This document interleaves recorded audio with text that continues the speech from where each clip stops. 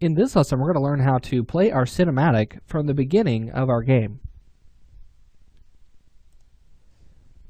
Alright, so in the last lesson we had set up our cameras and we had set up an animation inside of Matinee. But whenever we play our game using play right here inside of the editor, it goes to the player's perspective and it doesn't show our cinematic. So to set this up, we'll need to go to our level blueprint. So go up to blueprints and then say open level blueprint.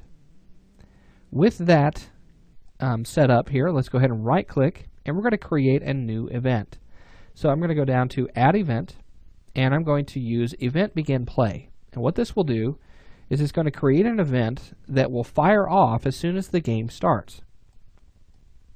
Now from here what I want to do is I want it to play my Matinee sequence.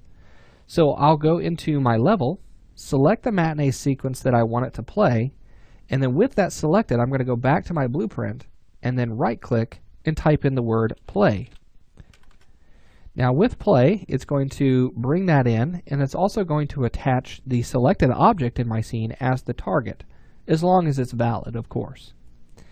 So here we have play, and then I'm going to left click and drag from my execution node from my event begin play to the input execution node of my play.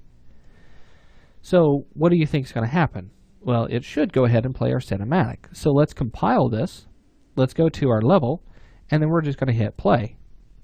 Now you'll notice this going right to the player control again. So what's happening? Why isn't it allowing me to see the cinematic itself?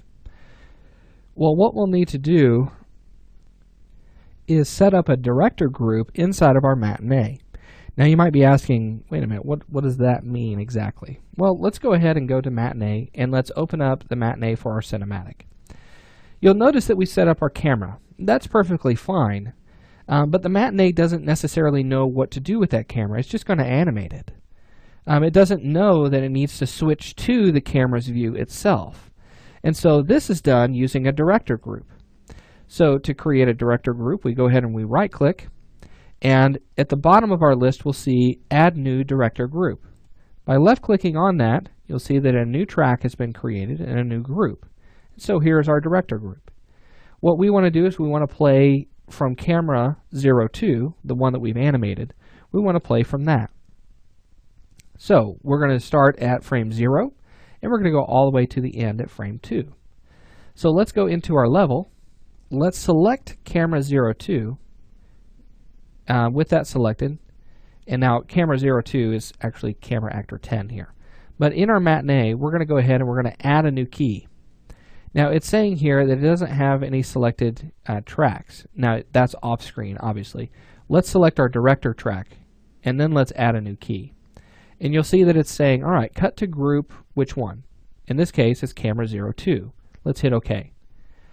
Now you'll notice that a key has been created and camera 02 is showing up, and it goes all the way until the end of our animation.